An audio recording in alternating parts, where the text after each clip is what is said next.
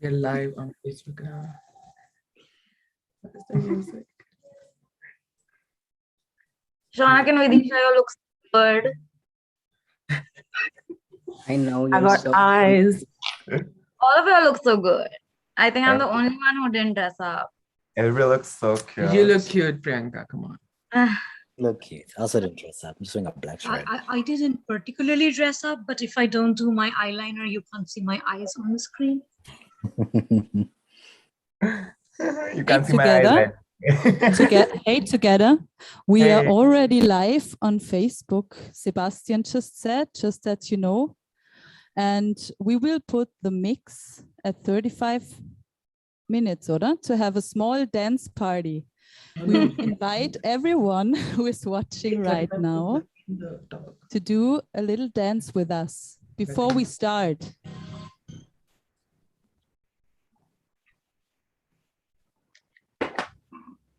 Maria. You're live on Facebook. Seems to be message. Yeah.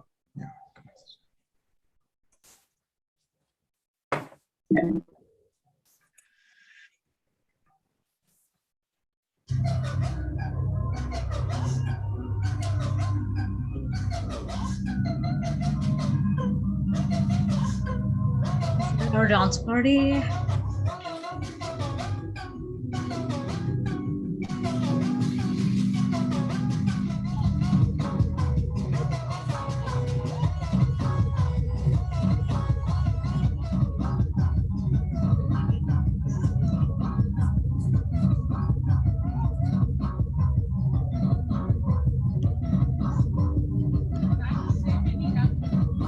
We need to see some fingers everywhere.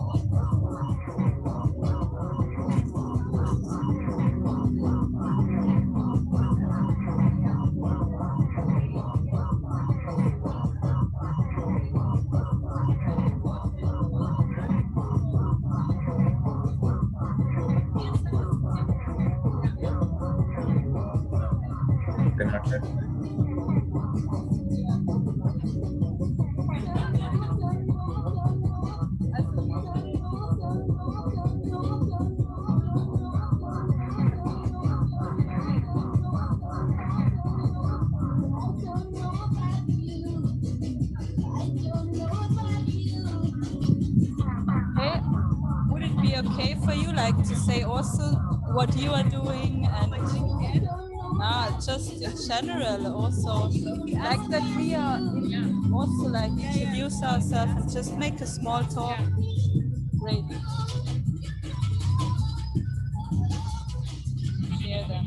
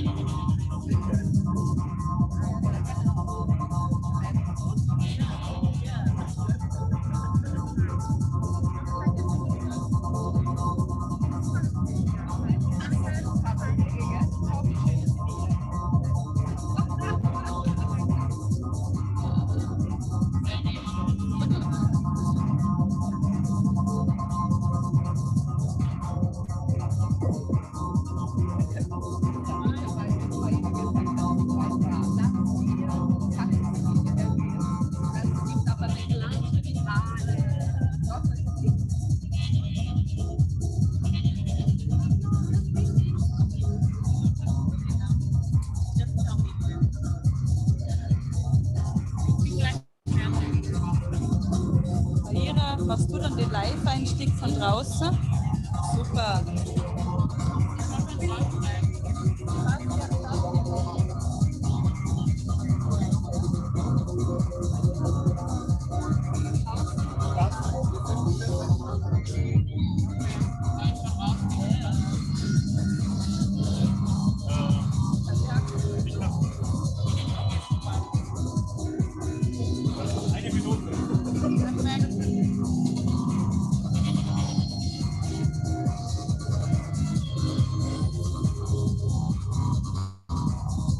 Hello, hello.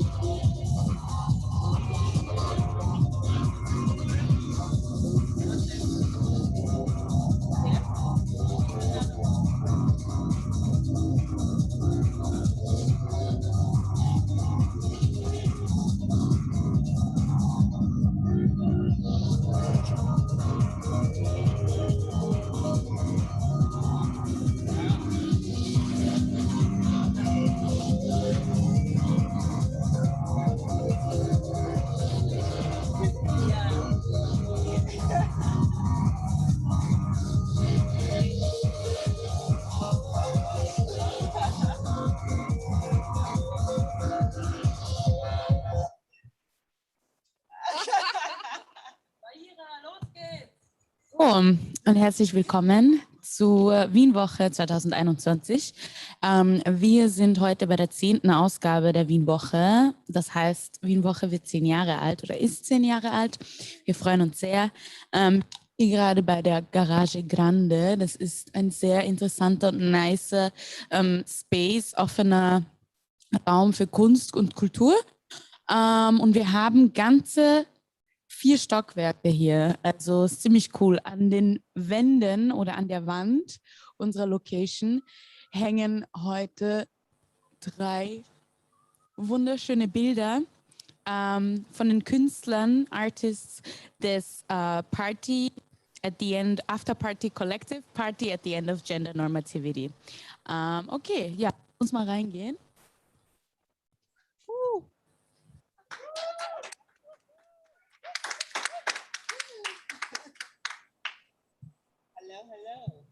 Hallo, okay, nice. Wir haben schon unsere Audience hier. Cool. Okay, gut, dann können wir ja anfangen. Maria, mit was fangen wir an?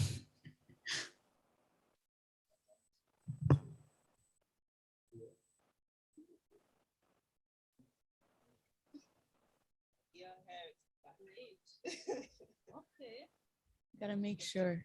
Okay, cool. Danke. So I would like to pass over the word to Karan. Karan will do the moderation for the artist talk. Yeah. Hey. Am I audible? And yes, hello. Yeah, we can hear you. Hello. Hey, hi. Okay, great. I'm audible really well, right? Yeah, everybody can hear you. Okay, great. Well, it's great to see people on the other side of the screen. My name is Karan, and my pronouns are they, he, and she. And during the course of this conversation, you can refer to me as any of these pronouns, and I will respond to them.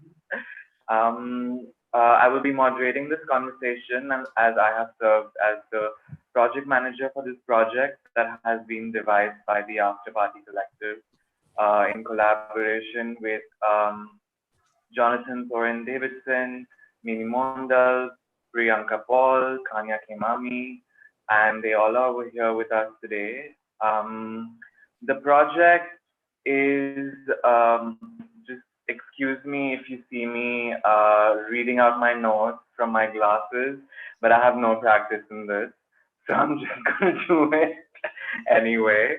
Party at the End of Gender-Normativity is a public art project, as I said, that's devised by After Party Collective. Continuing their interest in the space of the party, this project co-visions a future of friendship, intimacy, celebration, and care with young, trans, and queer folk from the Global South. For me personally, during the time of a global pandemic, this project has been a great medium to connect with other young trans and queer folk, and we look forward to really doing that over here. We believe that there will be a Q&A round towards the end of our conversation, and for the questions, we would definitely love to give the preference to trans, intersex, queer, Black, Indigenous, people of color, and disability to speak first. I'm just going to pass the conversation now to After Party Collective and the rest of the participants who will be introducing themselves one by one. I'm just going to share my screen and hopefully you can see it. Can you see the screen? Yes, we can. Great. Okay. Over to After Party Collective.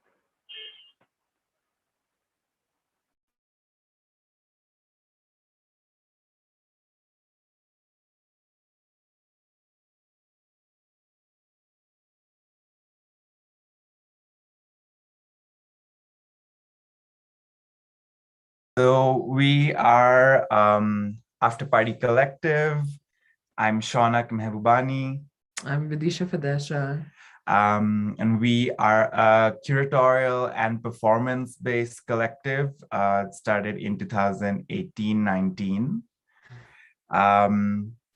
We're super interested in the space of the party and the energy of the party as a site for critical praxis, and especially as a site that can create affirmation and collective agency for trans, intersex, and other gender deviant peoples.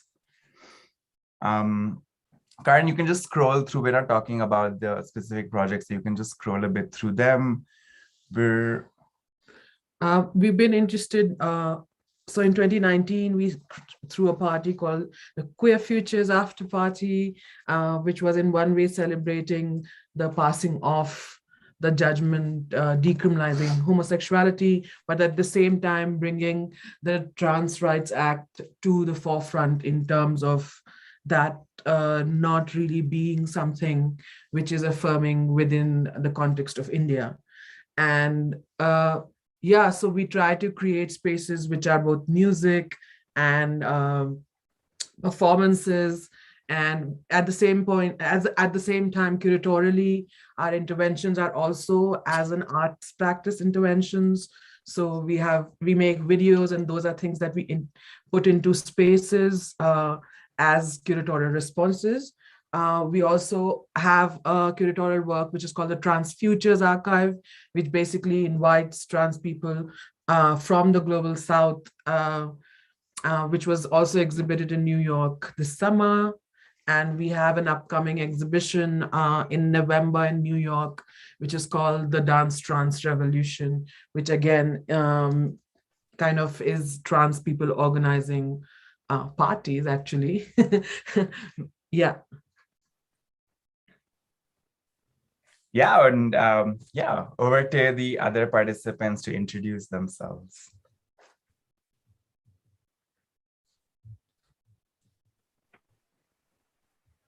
Mimi, do you want to go next?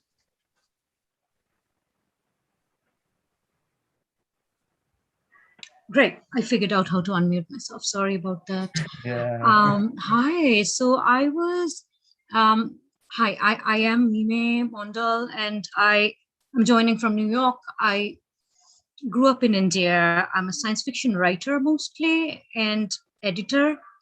And I joined the project because Vidisha and Shaunak brought me in to do a workshop about futurism with the artists, and that's what we did. We did like a 2-day workshop on futurism, and we talked about I mean, one of my interests is like, as a speculative fiction writer, one of my interests is to look at, pasts and futures on like a large scale, I guess. And I'm of course I'm part of a big wave of like, marginalized science fiction fantasy writers that are coming out right now. So, I mean, there are some like extremely major writers on the forefront of it. And I'm also part of this organization called Plurality University Network, which is based in Paris. And most of the things we do is to like imagine sustainable futures for all kinds of people, especially people who have been like historically marginalized. So what we did at the workshop, one of the things we did was we played a game, which was I mixed together two games. One of them is called The Object from the Future. And you can find it online. Like, it's a game that you can play with cards, but it's also a game that you can like, download and take printouts. And we basically played it on Zoom. And we mixed it up with like this other unpublished game created by this professor called Mayakovskaya, who teaches at Chiang Mai University in Thailand. So we talked about how the change of like, changing different factors in the future can change our lives in like many different unseen ways. So like, things like economy, things like climate change, things like, inventions that can really transform like disability, and how these things change our outlooks towards the world. And yeah, maybe we'll go more into the process in a minute, but we can do that. Yeah, let's hear from our artists, and I'm really excited about that. Thank you, Mimi. Jonathan, can I invite you next? Of course. Hello, everyone. I'm Jonathan. My pronouns are he, him, his, and I'm a South African American writer and illustrator who grew up in the United States, where I'm currently based. I work primarily with horror, which I like to use as a way of exploring futures of liberation. Across my work, I focus mostly on monstrosity, futurity, and liminality, telling stories about monsters who are trying to create seemingly impossible, but deeply loving futures for themselves and their communities. Yay!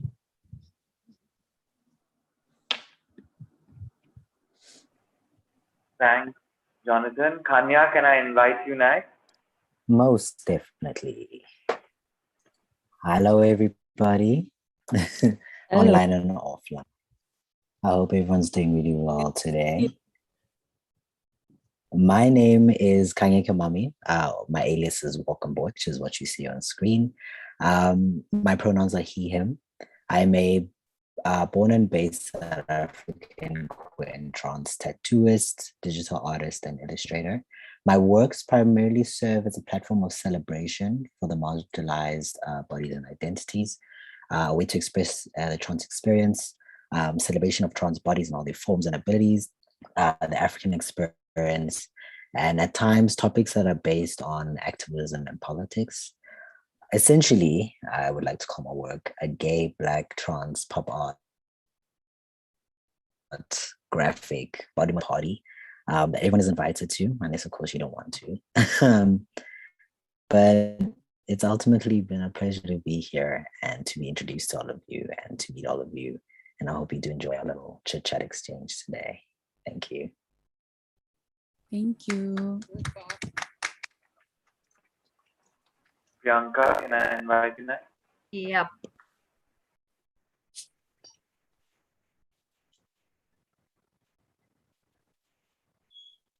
Hi, I'm Priyanka Paul. I'm from Mumbai, Bombay in India. I'm 23 years old and my pronouns are they, she, him. I use all pronouns. My work revolves around the themes of social justice and self-exploration with a focus on understanding marginalization. So I cover everything that happens in my life. I come from an array of marginalized identities, especially in India, and I talk a lot about the communities I come from. Yeah. Our work is like aims to be really detailed and be able to tell multiple stories within one frame. Yeah. Thank you so much to everyone for introducing themselves. That was like a round of introduction for the audience to get a sense of where all the participants come from and what their work has been so far. Now we're going to get into our project and our process, and how what the final outcome of the project has been as well from the artist. I would like to invite, I mean, I'm inviting people constantly, but I would like to invite once again the After Party Collective to maybe tell us a little bit about the intentions of creating the project in itself, and how it also fits in the larger curatorial of the After Party Collective. Yeah, that's it. Thank you, Karan. Maybe we'll stop sharing screen for a bit. So everybody's visible. Until we go into the artworks. Yeah, super. It's so good to do this again on and see everybody's faces on Zoom. A lot of the project happened in this manner on Zoom. While thinking of the project, we actually proposed the project right in the middle of the pandemic, especially when it was quite strong in India at that moment. And for us, there was definitely a lack of collectivity that we were feeling. There was a lack of collective energy that we were feeling. A lack of creative exchange. And we were really eager to use this prompt of Back to the Future 21, Back to Normality 2121 that we and Walker had put out, to really use that moment of pause, to use that moment of contemplation, to do that labor of imagining. Because imagining is something that takes practice, that takes a kind of rigor to it. And 100 years in the future is not an easy task. So that was really that kind of bringing together both of those motivations to once again have an idea of community and collectivity now over the virtual.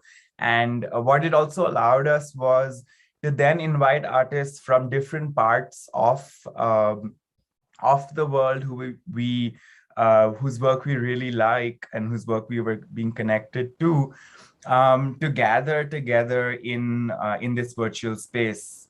One of the interests that we have been thinking about for a long time is what happens to conversations, what is the richness of conversations that comes about when we are able to gather as exclusively as trans folk and have these conversations where we are not explaining the basics of gender, where we are on the same page about those ideas of a gender, and then the conversations are able to be a lot deeper. We were able to go into a lot more nuance through our conversations, rather than talking about the very basic frameworks of gender that need to be explained otherwise. And yeah, the space of the party is something that we base a lot of our work in, and it felt natural to kind of take that as a leaping board to imagine the future. There are many possible futures, but we have a certain kind of affinity to the space of the party. Maybe you want to talk about that? And yeah, I mean, it's also really interesting because when this kind of we proposed that to the artists, there were a lot of these things that we also heard from their own interest and with the party actually, but also kind of, I think collectively, it also collectively working with the artist, it also expanded our ideas of what one can include within a physical space as well. And it's actually amazing because the pandemic, it's bad, I'm not saying bad, good,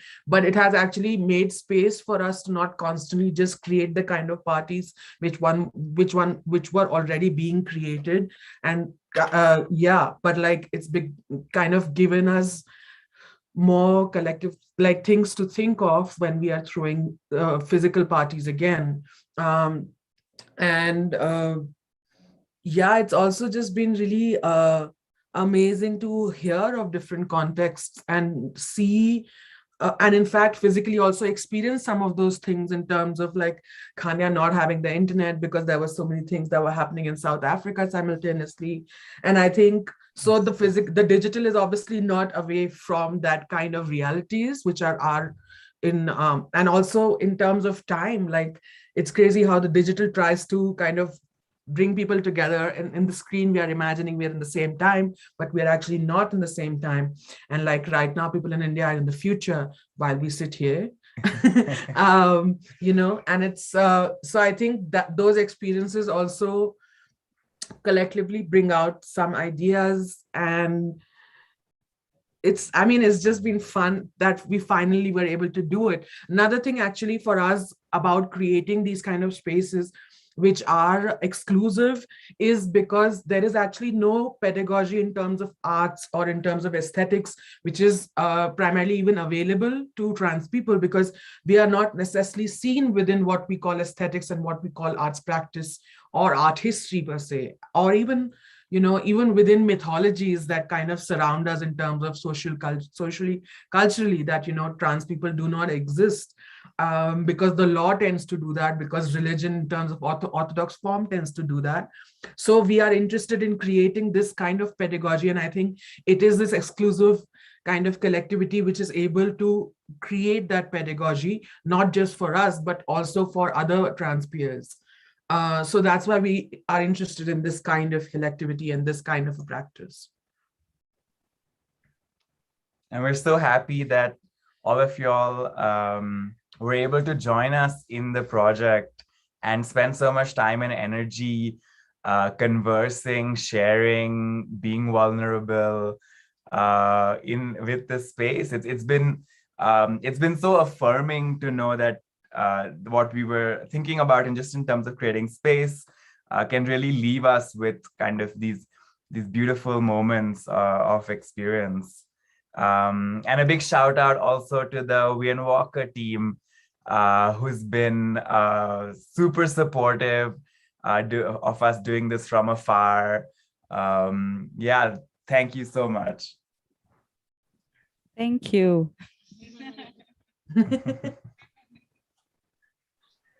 Thank you for sharing all of that. Talking a little bit about the process as well, because I mean, as you got into talking about how we spend a few of the days together before the artist actually went on and creating the artwork, when it came to kind of designing the format of the workshop as curators, and also inviting me into the conversation that primarily had visual artists, like, could you just take us through how what were the reasons behind it, and given Mimi's work as well, and we're going to get to them as well, how did you go ahead in thinking about the format of the workshop and the days? I think that narrative is important even for thinking as visual artists. And I think it's more generative when artists also collectivize. But I think, do you want to share? I think, yeah, the workshop was really thinking through this question of speculation as work that we have to do and work that can happen collectively. We're both really interested in both of these ideas, in speculative futurisms, as well as the idea of collective thinking. And we've both really admired Mimi's work for a while before this. So it seemed like a really good opportunity to be able to pull them into working with us and get to also know, I mean, the process of working with people also is a way for us to get to know people better. And that's really exciting. People that inspire us to think more. And Mimi's work does that in such a gorgeous way that their imagination really brings into these so many intersections when they're writing, when they imagine the futures, they're really bringing so many intersections in. And so we really wanted them to share that, a bit of that glimpse into their mind and process with the artists. And that's why we were excited to bring them into the project, especially to lead the workshop and share those ideas with us.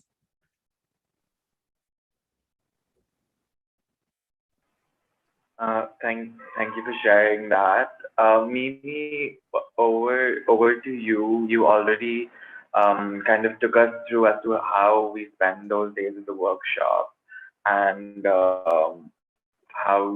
what were the ways in which you kind of brought in these ideas as well.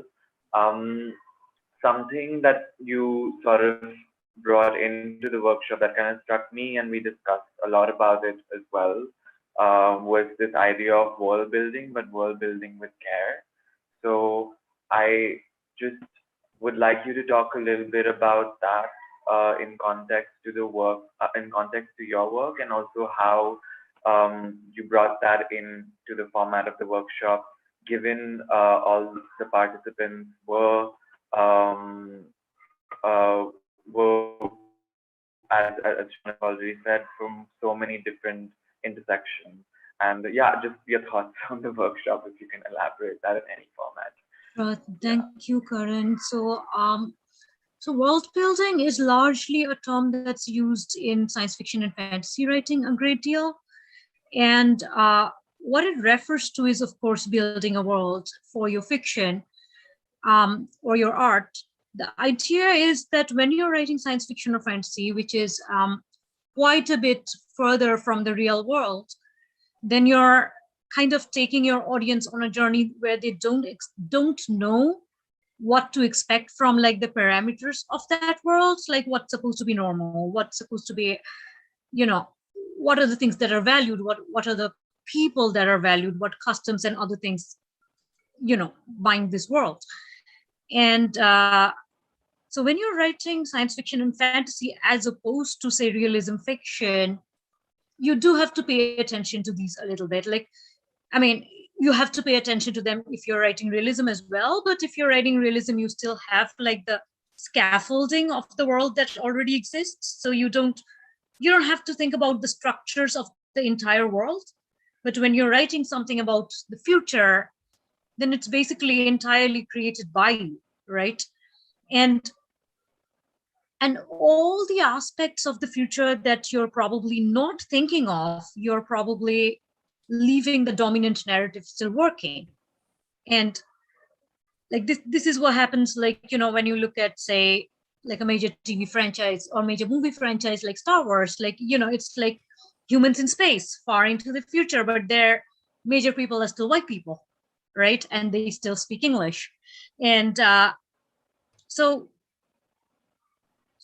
when you're writing a future, or you're, painting a future, you're visually depicting a future, it helps to think about many different aspects of what's going into your piece. Because if you, once again, like the aspects that you're not thinking of are probably still getting written anyway, but they're getting written in that dominant narrative. Like if there isn't, say, like a disabled person in your future, what happens to the disabled people in this world, right?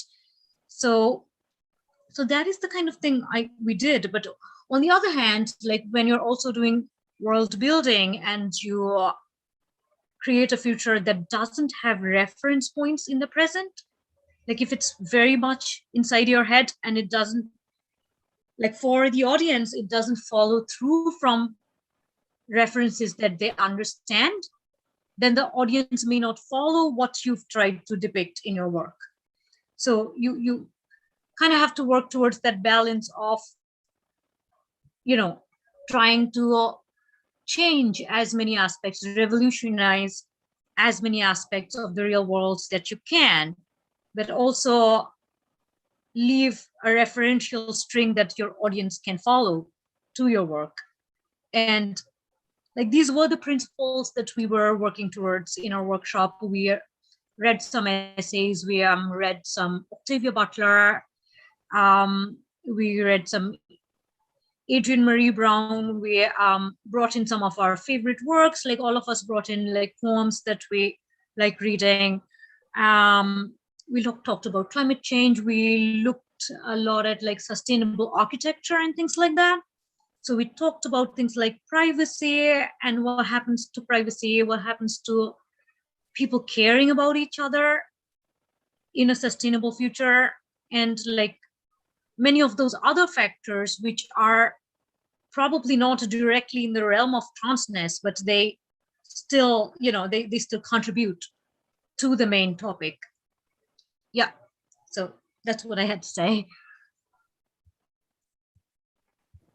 Thank you for that. I also feel like just like as a comment, also like putting together what Vidisha shared about the intention of the project, of how there has been no aesthetics or any visual language or any art that showcases works by queer and trans people. Something that I felt was very pivotal in this project was work coming from the imagination, which directly from queer and trans people from the global south. So I feel like that also kind of brings it in. So it's almost like building an archive for the future, narrated by these individuals. I could connect that. It was just a comment. It would be great to kind of jump in and see the works of the artists. So I would like to invite Jonathan to talk a little bit about his piece. I'm just gonna share my screen.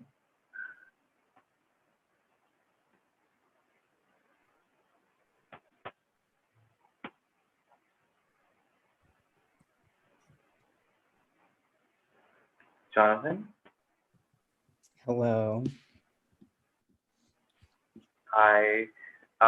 Thank you, first of all, thank you for contributing and creating this beautiful piece for us. Could you tell us and talk us through a little bit about your process, and also how maybe you can talk a little bit about the workshop as well, and how that sort of those conversations influence what you have created or didn't, and tell us a little bit about the piece that is in front of us.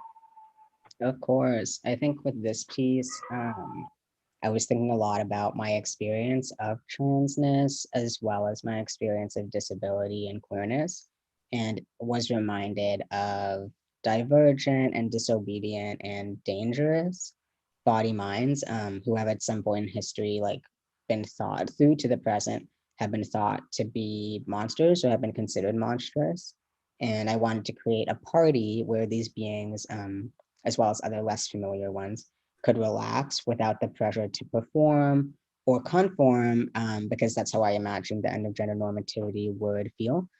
We could be free not only in terms of like our gender presentations, but also like in our experience of our body minds, or at the very least would be approaching a future where that would be possible. So with this piece, most of all, I really wanted to create or convey a sense of coziness, safety, and warmth for the characters at this party, even if it invoked feelings of uncanniness or confusion or even discomfort in the viewer. I wanted some of the figures to feel dangerous for a human onlooker, or who maybe outside of the context of this party might be threatening, but who are able to relax in this space and who are safe in this space. So like, even though the party goers are enjoying themselves or enjoying interactions that we might be able to relate to, like on the left, the spider like has a crush on this robot, and in the back there's like an alien like smiling and chatting with a plant. But I didn't want the viewer to necessarily know how to relate to them. What was most important to me was that the folks at the party felt at ease without the pressure to be anything other than who they were. Everyone at the party has different needs, so some people want to interact, or some people don't, and some people just need to sleep, or others want to talk, or others want to decompress, but they're all held in that space and are able to access those needs in that space. In terms of specific aspects of the piece, like the glitching figure in the front is experiencing what may be considered a malfunction, but this divergence isn't causing them any distress because they have access, and they're meant to be incoherent, but that incoherence is met with affection from their human friend behind them on the bed. They don't have to make sense. There's no pressure to make sense in the space. And then some of the figures aren't even corporeal, like the glitching person certainly isn't, but neither is the shadow person in the background, or like the faint outline of like the slug person on the left, in the back. So the party itself might not even have a physical or stable location, but could be happening simultaneously across time, across space, across other dimensions, in order for everyone present to be there. So that's what I wanted to say about the piece. And then in terms of the workshop and how that impacted me, I think definitely thinking about and engaging with the future is something that I do a lot in my own work and that I'm really invested in, but it's something that I struggle with honestly quite a lot because the conditions we live under now make it very difficult to dream. And as like Shaunak and Vidisha were saying, like imagining takes like effort. Like it's a whole process. Like it can be difficult to dream and to imagine, and it's work.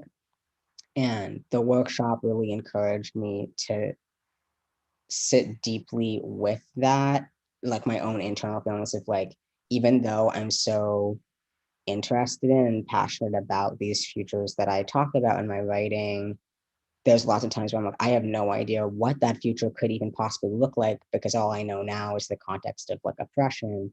And to like think beyond that context is hard. And so that was something I really appreciated about the workshop, was that we were asking each other all of these questions and these what ifs. And from those what ifs, we were allowed to like reimagine and create like brand new things that like maybe none of us had ever thought before, like if we had to engage with them in a different way and in a collective way. So that was something I really liked.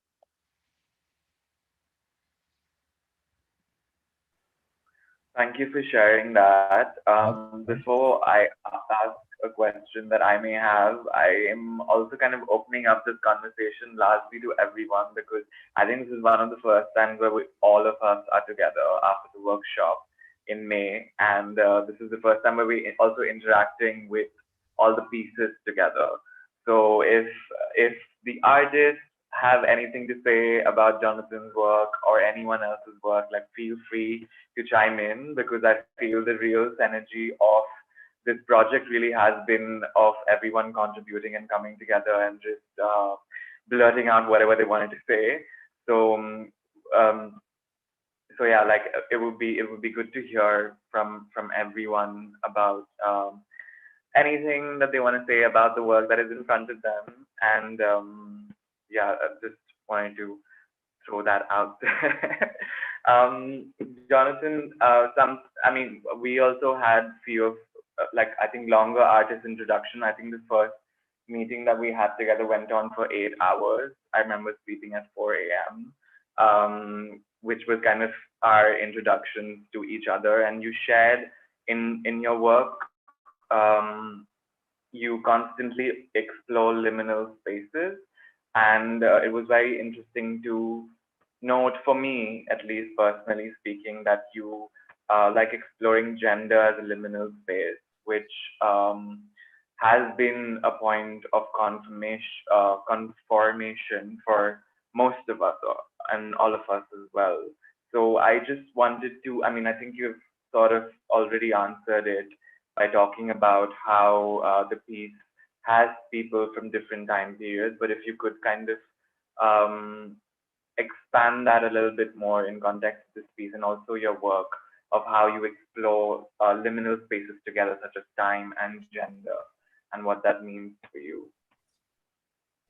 Of course, I think for me, while liminal spaces are in between places that hold, by their very nature, endless possibility because they can't be defined.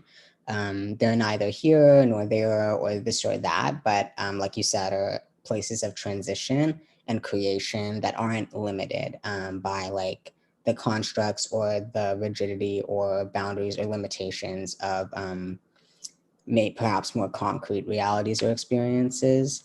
And liminal spaces are unknowable and sometimes uncanny for that reason, like they can't be known and they can't really be defined.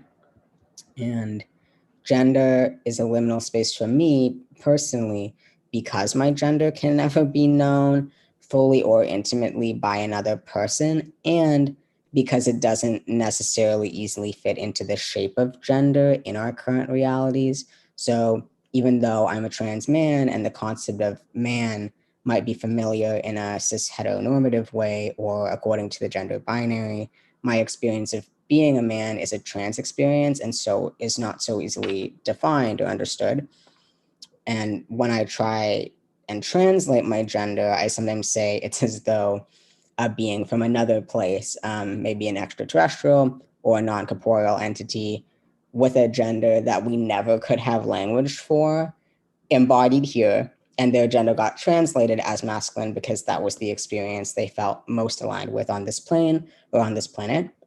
So to put it simply, like my gender is not of this world and can never be understood by this world. So it feels liminal because it doesn't belong here. And that understanding of gender as a liminal space influenced this piece because there are other non-humans here too. And their experience of gender or transness could also never be understood in human terms. So if I told you that everyone at this party was trans, not only the humans through which we might have at least some understanding of what transness might mean, but that the spider and the robot and the alien were too, like what would that mean? We wouldn't be able to understand that experience for them because we wouldn't have language for their context. So we wouldn't know like why or how their gender was divergent or considered dangerous where they were from, only that it was. So that's how liminal gender, I think, came into this piece. And then in terms of how liminality in time and liminality in gender intersect, I think that's a good question that I want to think more about. Time might be experienced as liminal through haunting or through time travel. I explore those a lot in my work, but in moments when we feel close to different pasts or different futures or where things begin to overlap and layer over each other. And our genders are not necessarily like bound to this time or place. And we are connected to those many pasts and futures in maybe uncanny ways. And we might also specifically engage with futures through our genders, like what we were thinking about with this piece and the party at the end of Gender-Normativity. So with this project, like the party is taking place 100 years in the future, but the beings present, like you were saying, like might be from different places and spaces, and yet are all here. So I think that could be one way, at least, that liminal time and gender are intersecting. But hopefully that answered the question. Yeah, it definitely does. I also Jonathan?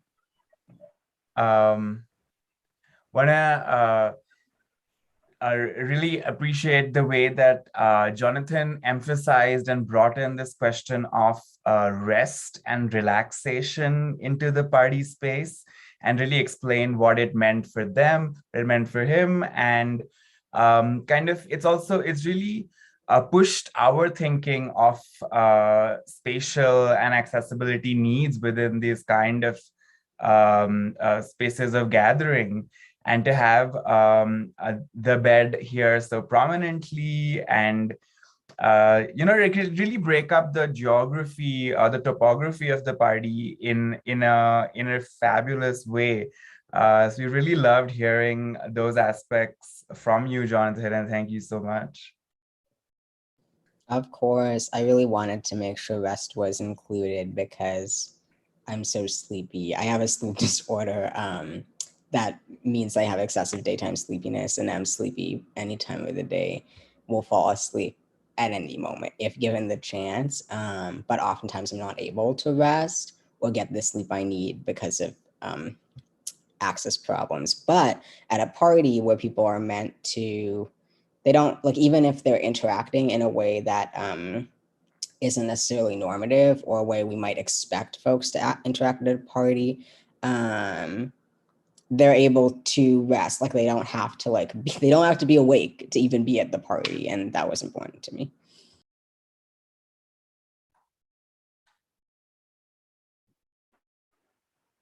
Thank you, Jonathan, and thank you, Shana, for sharing the comment. I would proceed to Kanya.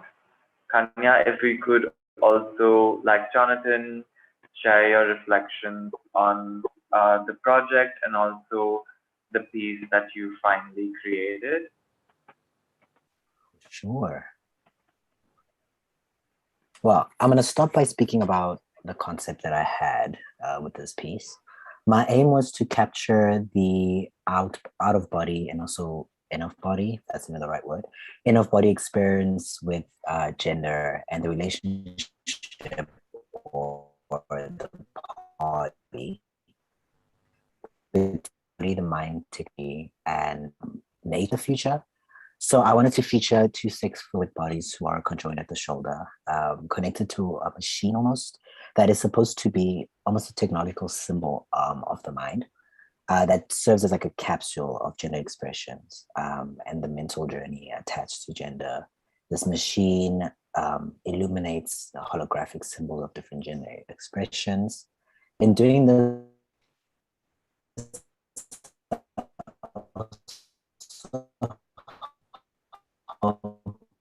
form and positioning, in my opinion, the act of best to express your gender. Because through this machine, the figures can also, giving you a bit of like lore, could also change their form to the desired image they want. The mental connection of the gender flows from the capsule into the tubes that are connected to their chests.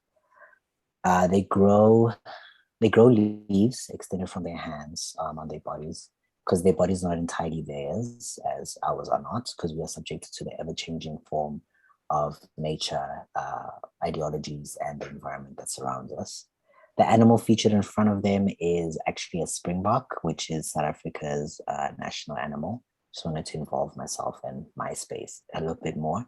It's colored in the current trans flags as being transgender, or should I rather say transsexual, because we can't for sure say that nature and animals outside of us experience gender the same as us. So other being transsexual exists across the members of the natural world. It also symbolizes a form of acceptance to those of that identity in the natural world and the current and the future world. So ultimately, my party is more of a relationship between you, yourself, everything else around you, the future, everything that will surround us, and the technological advancements in the future. How will that group or that party benefit us? How will it feel within us and for us? And will it be as sweet to nature as nature, or sweet and accommodating as nature has been to us? I really wanted to involve myself, and the whole topic of a party, especially when it comes to gender expression, for me has never been including a lot of group of people to celebrate different identities or represent different identities, but that has been a very deep and internal gender in the future has always been like a very focus on your mental type of space. As a trans person living in this world, there's obviously a lot of pressure I feel to conform or use terms like passing and stuff in order for my identity to be validated. And in doing those actions, a lot of the time when I sit back and actually think about myself, it actually, like, being as a manhood, be the way my man wants to be translated as. Every time I think about myself and what my gender actually means to me, it's forever changing. I feel like a capsule within myself of a bunch of experiences and going through a lot of things and figuring out if I do want to change my form to conform to this, if I mind having breasts, if I don't, if having chemical transition is necessary, if undergoing surgery is necessary, stuff like that I feel like it's important that transness and the trans experience, and especially transness in the future, be very individual, very internal, and be embraced as more of an internal experience and a personal one, instead of something that I want you to show me or prove to me that you are. Or it will remove the whole uncomfortability of, you know, the rush to do certain things, the feeling inadequate because you don't have access to certain things in order to confirm your gender identity according to the cis world. And just realizing that, realizing how completely admirable nature is, because nature is what it is, and we see it as natural no matter what the case is, but how we can look at ourselves and always want to fill in a form or fit in a space of nature and have to debate that element, even though we're born alongside it. Yeah, to be of great importance. Also being a Black South African, the natural world and what nature can provide of us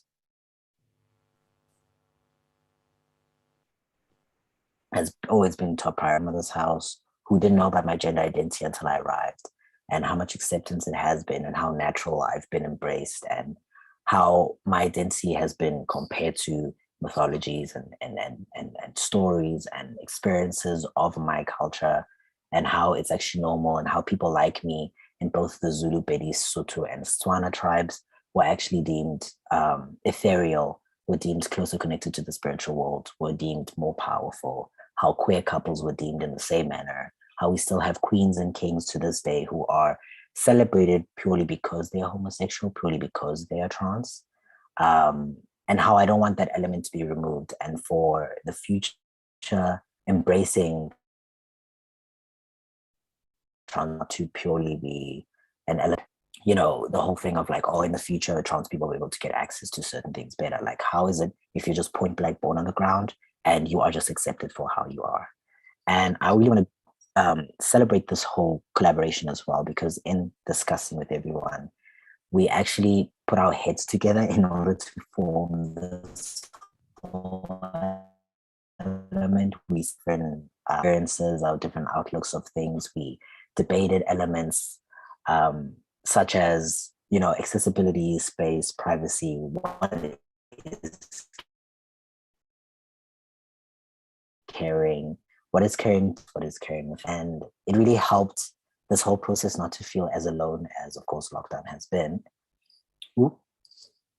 Sorry, I think my video stopped. To stop. We stopped.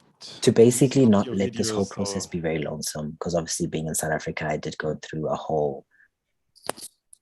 Okay, no problem. Because going to South Africa, there was a bit of a civil war uprising that happened here with the poor and the unlistened to fighting against corporations. So within all that chaos, it was really fun for this whole collaboration to exist, because it was a way for me to escape and basically be in different countries and different mind spaces with other people and form this beautiful artwork that speaks on something I think we all share a like-mindedness in. And yeah, feeling pretty much like I'm part of a party of my own, if that makes sense. Yeah. It makes a lot of sense. Thank you, Kanya, for sharing that. I would like to just open up the space a little bit more for anyone, any of the participants who has anything to add in or comment on the piece or what Kanya has shared. Kanya, I just love your work so much. And also, like, it was so lovely hearing you speak about this piece in particular, because I noticed things that I hadn't the first time I had seen it. And I'm just really appreciating that. Thank you so much, Jonathan. I think this is so beautiful. Like, and I first did not understand, but after listening to you, it's just brilliant. And Jonathan, your work as well. Like, I love your piece, and I love how you did the glitching thing. I remember us talking about it and also talking about textures, and you just executed it so well. And I think both of you all are so brilliant.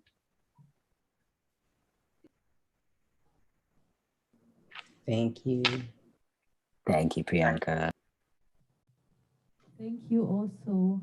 Thank you, Priyanka. Can I also ask a question? I don't know if you maybe already spoken about, maybe I missed it, but what's the meaning behind the goat with the doubled I? So the creature that you actually call a goat is actually a springbok, which is it's South Africa's national animal. They are adorned in the colors of the trans flag. That was kind of an integration or a way for me to symbolize the celebration and acceptance of the trans body within the natural world, how nature will take on. They have multiple eyes because obviously this is not an animal that exists within the real time. It's kind of a visual representation of, you know, multitude and embrace and celebration, undergoing the same transformation as the figures, where it's taking on growing leaves out of its form. Yeah, that's basically what it symbolizes. It's just the full-on embrace of nature with the transness. So I wanted to take something that's close to home and wrap it around something that's even closer to home, just to remind myself what the whole artwork is actually speaking about. Hope that answers your question.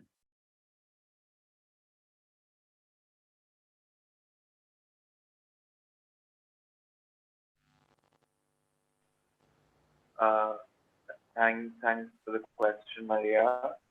Priyanka, I will opening up a space to you take through your work, which is in front of us. I have the shot. I'm gonna need you to like zoom in a little bit on parts, I guess, so I can just like, yeah, I mean, Yeah. I remember after Mimi's one session, I felt just like extremely frustrated.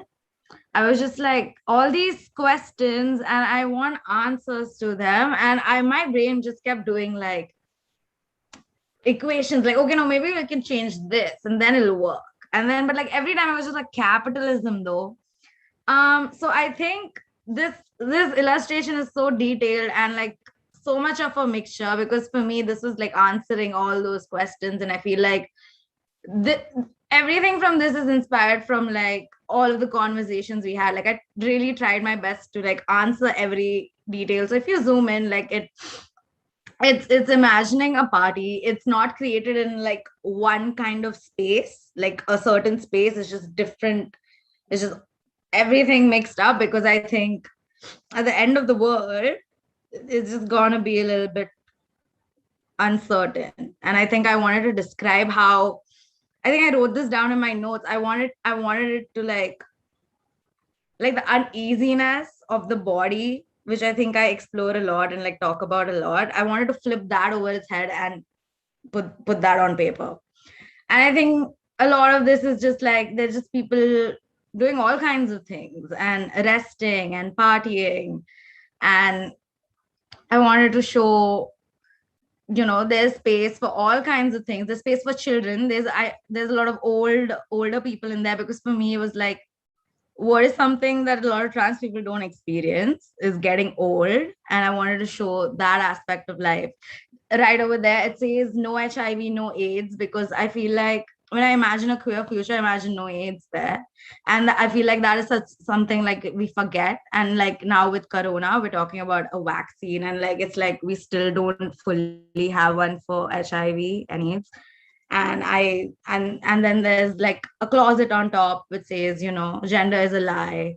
And like on the top part, yeah, that part that has babies and test tubes, because for some reason childbearing is like the epitome of what gender is supposed to be. And I feel like, let's nullify that. Fuck that. Who cares? You know, no one has to go to childbirth. Just baby just born. Who? Yeah. And I think if you like zoom in, you can just see like there are like areas on top over there. People just resting, having food. I think all of this also, like so much of what Jonathan was talking about. He spoke about like food being such an important this of the party. If you scroll it down a little bit, Can you scroll down? There's Vidisha over there, because I think I went into this project. I think like my favorite ideology, and I truly believe that liberation comes from friendship. So I think I went into this project thinking of all the different ways I wanted to conserve and create a future filled with friendships, and how the dynamics of friendships will play out into bringing true queer liberation into the world. I designed a lot of spaces which I think are designed around disability, because I truly believe that that is how you create an equitable world. There is, if you scroll a little bit more down, yeah, again, there's over there at like the left top, there's a person puking on a toilet, because I believe at all parties, that's what I do. And I felt like I needed to connect my present to the future. So there's a little bit of everything in here. There's babies that are just like flying about, just chilling. Because in a queer future, like people are not like worried about children. They're just living their lives. Everyone's chilling. There's a mixture of technology and our futures, but also a really important point that Kanya raised when during these workshops was about why are we thinking of like the future like in a very particular way when so much of it is going back to our roots. So I think if we scroll up, there are like and in a few places there are images of blue cats and blue panthers, because I wanted to reference like my anti-caste, like my legacy, my Bahujan legacy, and all of that. And I think that's the Blue Panther. Yeah, and I think the aim is just to look at this in every different part of it and be able to tell a different queer story, which like truly talks about queer liberation not being a monolith. In all essentiality, we are just multitudes, and I think this is what I wanted this to be representative of. Yeah. Thank you so much for sharing that, Priyanka. And before like I say anything, I can see a lot of reactions. Does anyone want to share anything? Comments, thoughts, questions? I'll start by saying one thing I very much appreciate about Priyanka is that her mind is as busy as her work. And all of it is very valid and all very like everything that should be included. My favorite thing about your piece is that there's so much to look at. There's humor in it. There's some things that wouldn't make sense unless you really attached a narrative to it yourself. There's things that feel out of place, like the skulls and stuff. I love how you wanted to include a multitude of whole different ideas. And I feel like in doing that, you did answer all the questions. I just have lots of fun with your work. It's always really busy. It's really collage. And my favorite thing is always when you explain your work. Especially when you said you put the woman puking, because that's what you do at parties. I love that. And I love you for that. Thank you, Kanye. I love you.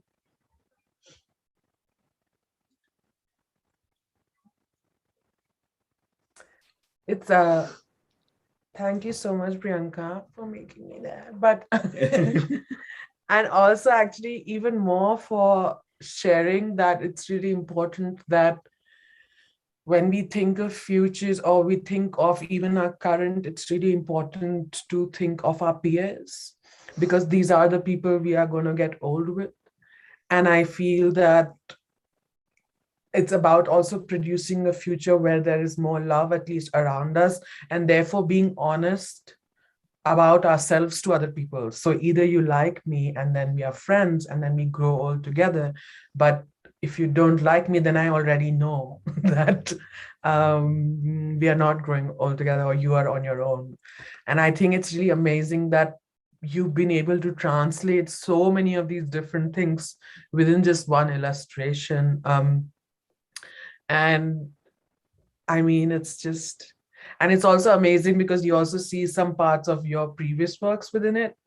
And so it always kind of, and I think that kind of hypertext within your work also becomes really interesting because they connect to something that you've done before or something that you do in future. Yeah, and I really like these little bubbles of like Karan, maybe you can just point to the image which is on the, no. Yeah, no, the on the left of the head, which is maybe the right for you. Yeah, but like just these kind of really small, kind of extremely important, or like even on the right, you are just kind Like of. if you notice on top of the head, on there's a structure over there, but it's like a kink house because it features Yeah.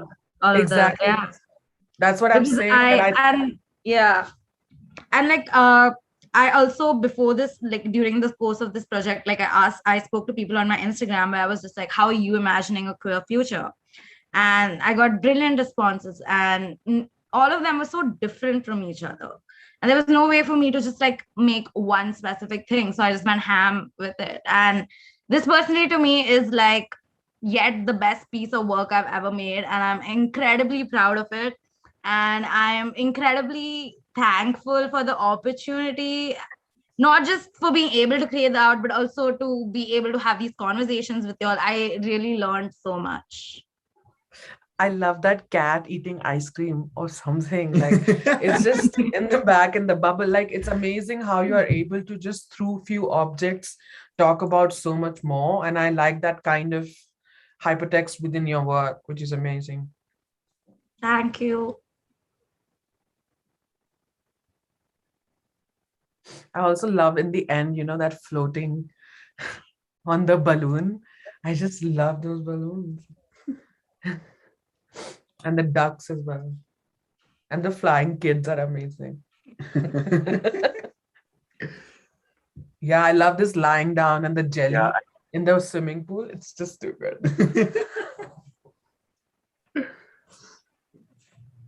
Priyanka, your work is just so transcendent, and I love that you were saying or speaking about how like the queer experience and trans experience are not a monolith, and in fact, like we contain multitudes. And you really should be proud of yourself. I'm so glad to hear that like you really are so proud of this work because it's incredible, and I just love it so much. And I feel like I feel those multitudes when I interact with it. Thank you. Yeah, I feel I share all the feelings and the thoughts and emotions and expressions that have come out of the Zoom call looking at your work. It's always been something that I feel I just don't know. It's something that I can easily resonate to, and I feel kind of like pulling this all together, and how this project in general tries to reimagine the idea of intimacy and care, and how you do that through, as Vidisha said, putting in your peers, your friends, people you admire, and the feelings and thoughts that you have for them is something that I personally have resonated with as well. So yeah, thank you for sharing all of that. I don't know, I feel like you have answered this question in part, but the last thing that I would like to kind of pose towards the end of this conversation is just the idea of like how do you folk feel intimacy and care should change or will change towards the end of gender normativity? Yeah. For me, I would vote for friendship as a form of ultimate romance. Same. For me, it starts and ends there.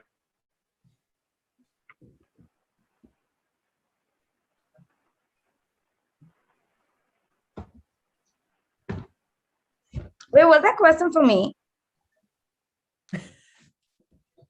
Love everyone. I mean, you want to answer, you can answer. I want to hear that question again. I couldn't hear it fully. How should or how will intimacy and care change towards the end of gender normativity?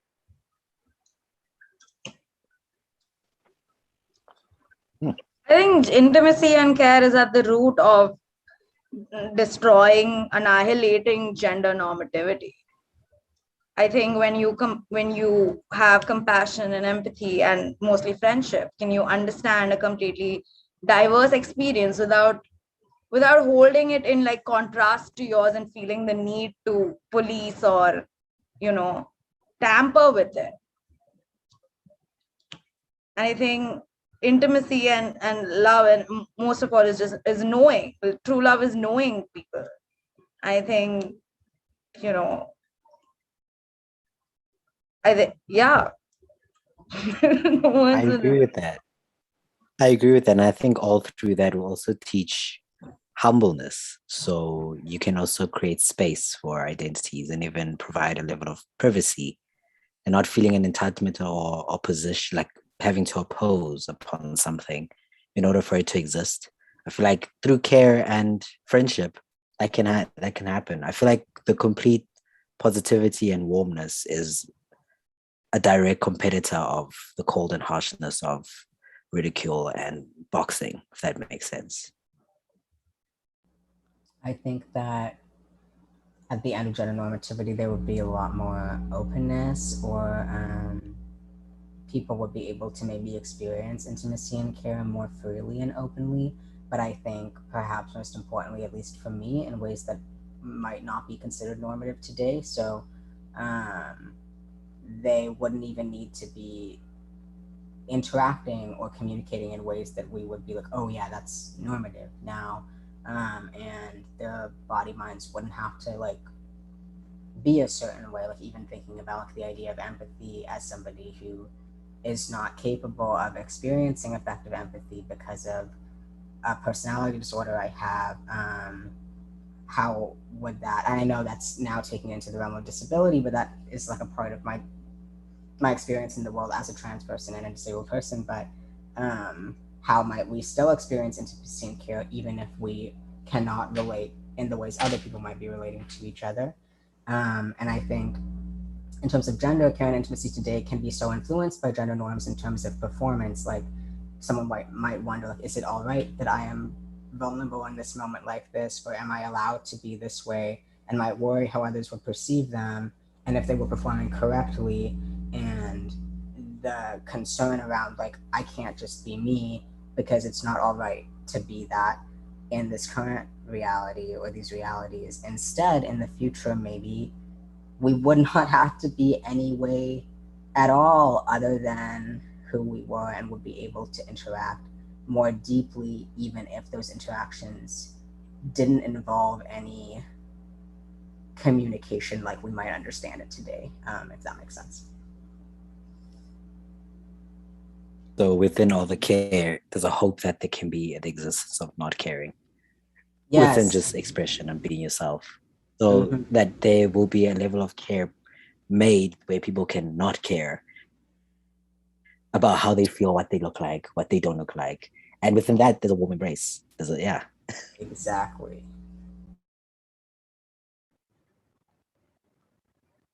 Yeah. Thank you for sharing that, Jonathan. If anyone doesn't have any thoughts, we can open up the conversation now to any questions from the audiences or any question that is coming virtually. I'm not sure.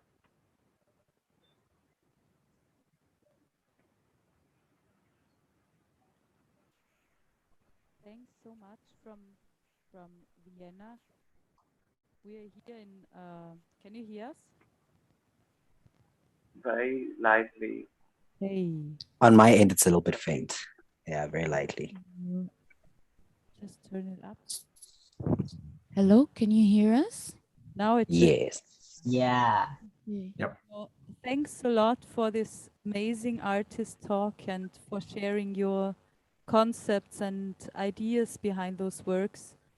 I truly appreciate every piece. I need to say I received the package and I had the art pieces at home, and I really had struggles to hang them outside. But now they're hanging outside in front of Grande, the second district. And to everyone who is looking now on the Facebook live stream, pass by and you really can watch this amazing piece of art, will definitely have a look at them. And I really, every piece is so wonderful. I like Priyanka's piece, I could watch for hours. Everything is so amazing. Jonathan's piece is so, it's between, I had the feeling that it's somehow between, yeah, the most very relaxing piece, but also it gave me the vibe of horror. So it was in the middle, and yeah, and I already asked this, I said this goat, which is not a goat, and I want to apologize. I did not know what kind of animal it is. So yeah. Thanks. Don't worry. Also a lot to the After Party Collective. It was really cool, and yeah, we are very happy to have you. Thank you so much. Someone maybe from you has a question or comment on? Just want to say thanks. It's been amazing listening to all of you.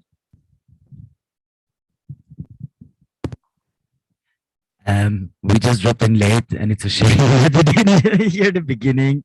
But thanks for the sharing that we could experience, and I'm forward to looking at the art outside now. Thank you.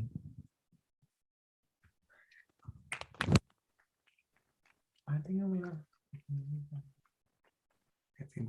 I also do want to say, if anybody, please, online, offline, please do feel free to go to each of our individual Instagrams, share any thoughts or anything. If you did view this, drop us any questions that you feel like maybe you couldn't ask, or perhaps it's something you want to find out more about the work or anything else. Don't feel afraid to reach out. The conversation doesn't only end here. It continues on, such as queerness and transness. I think I also want to think with Mimi in terms of just like as response, because a lot of these works also came with our collective conversational responses.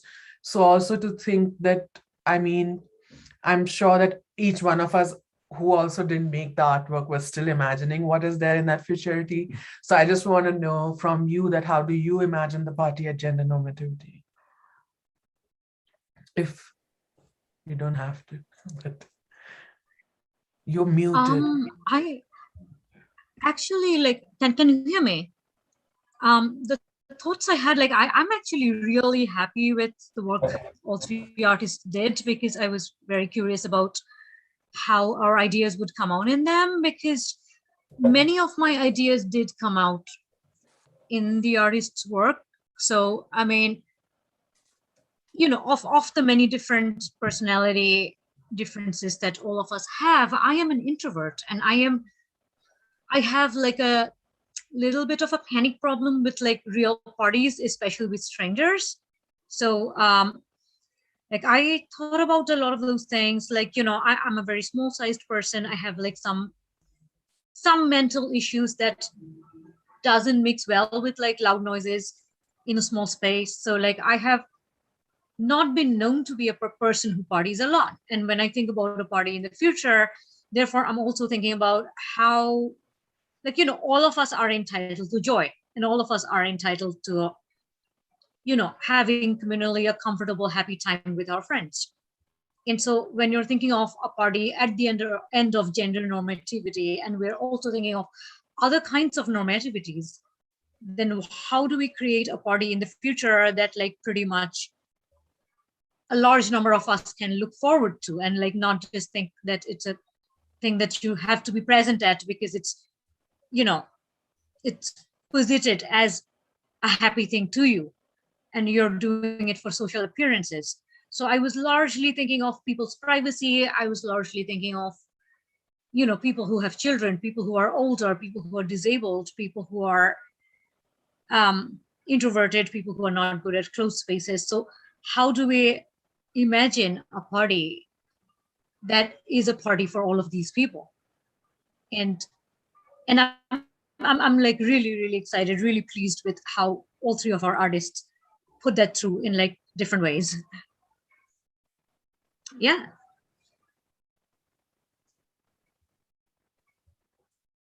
questions. We need questions. Yeah, I think what you just said, Mimi, is a very important topic.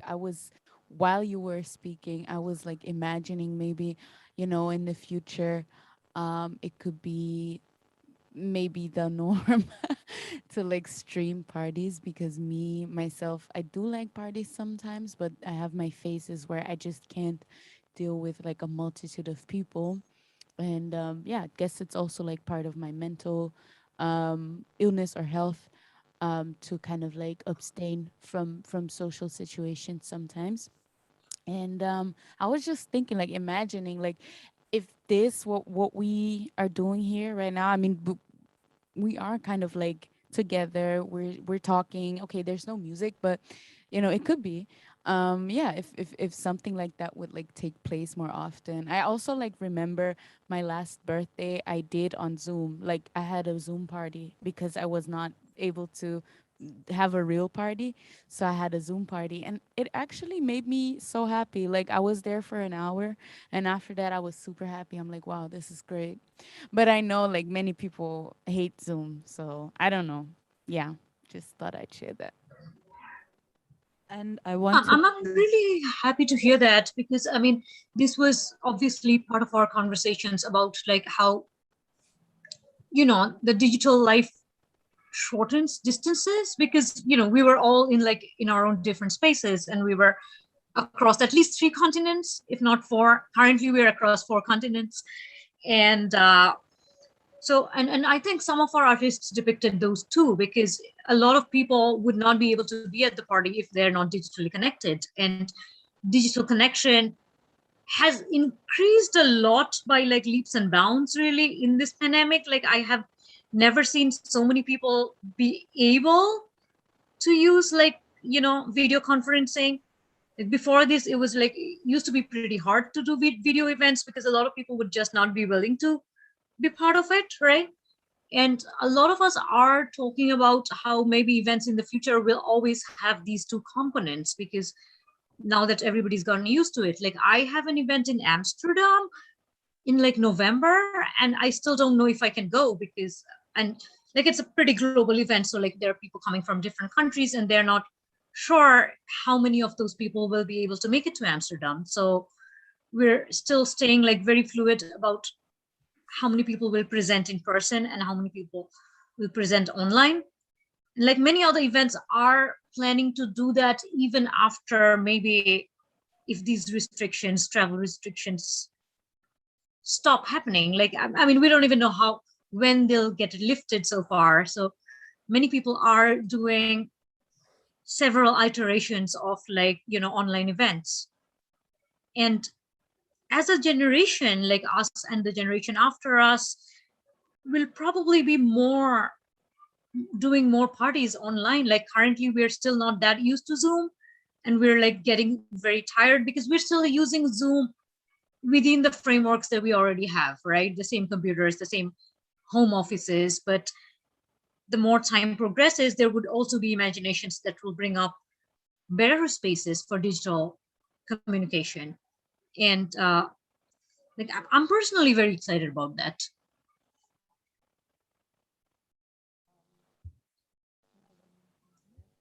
Do we have...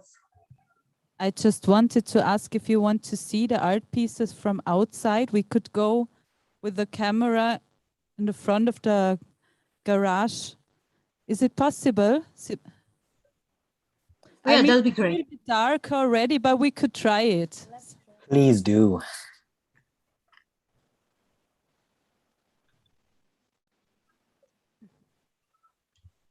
One moment. They haven't been ready yet.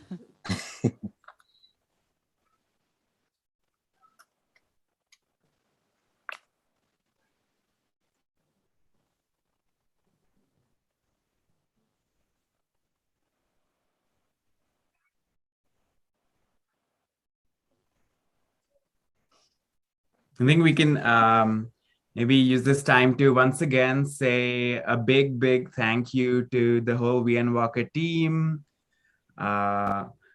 especially Maria, who's been the backbone in supporting this project and really helping us push it through from afar. It's been so gorgeous to be able to send our work there during this pandemic time and have it displayed in Vienna. It feels like part of us is there celebrating this awesome festival with y'all. So yeah, big thank you to the whole team who's been behind the festival. It looks gorgeous, and thank you. Best of luck for all the days ahead. Thanks so much. So let's go outside. I think we are ready now. Come.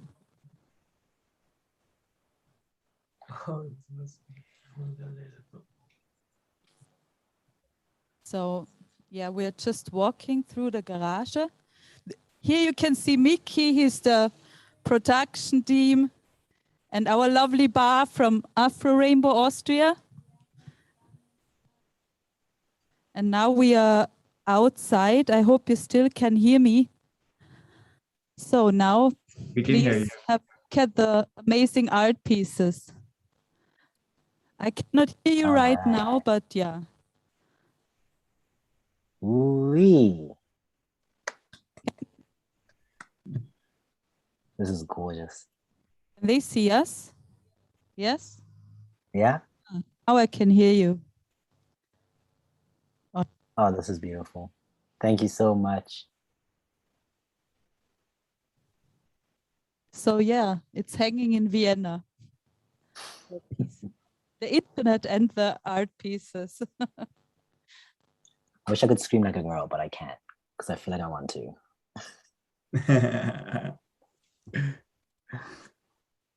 But yeah, it's so gorgeous to be occupying this public space that with our ideas for futurity. Here's hoping these ideas are now manifesting into the future, and in 100 years there are going to be some big changes. I really hope people stop by, have a look at it, and just find themselves in Yeah, the I'm work as sure well, that they across will. continents. There were already people passing by and said, wow, it looks great. And some were irritated. So it has an effect. I love that too. I love the irritated response. Why were some people irritated? Like, what's the perspective? No, it was from the neighborhood. The people came and passed by while we were hanging the art pieces. And they asked, what is this? And I mean, some asked, can you hang it a little bit lower that they can see it better?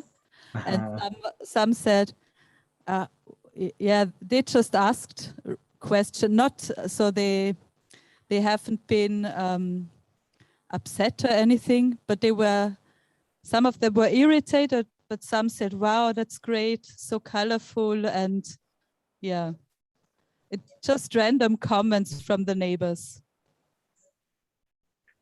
I love that.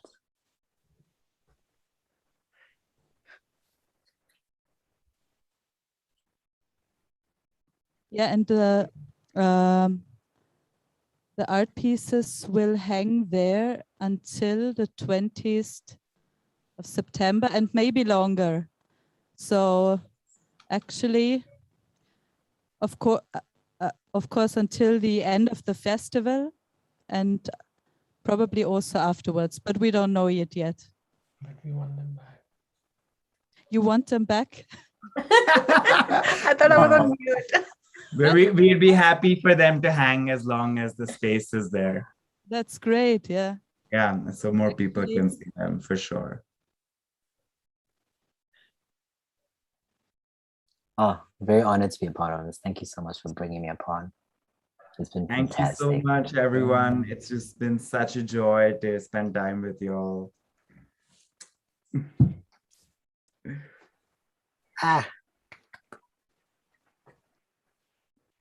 I would bring my family in to see this, but there's 7 people in this house. I think we should. Yeah, bring them. You could go to them. They would scream and shout. Yeah, I was we have to go love look at them more. We want to see them. But they're not privy. Let me go get them. Yeah, get them. So cute. They have to stay outside. Can we have the video outside for a little bit longer? So Khane's family can see it. We can all take in the work being up, all the effort being manifested. A lot of them are eating right now, but they can come see. You can even stand behind me if you want. So mine is up there. Can we see Khane's work? Can we go up? Can we go upwards on the camera? That's right. Yes. Looks huge. It is. It's really big. It's really, really huge. It's in Vienna right now. Let's go to Vienna. You want to go to Vienna? Yeah. Let's go to Vienna. How cute. Thank you so much. All right. Yeah, they're very proud of me.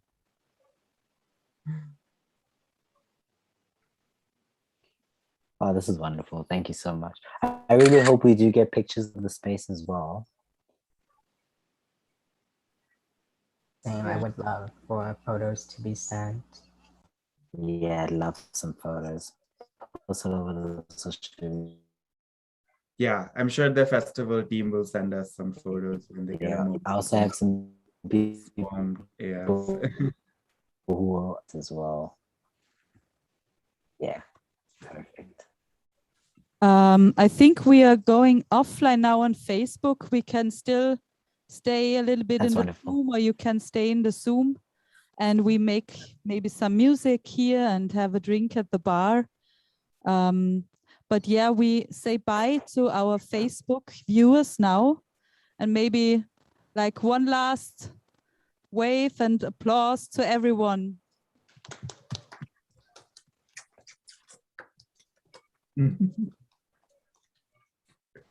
Thank you everyone from Facebook for engaging. The comments have been nothing but praise.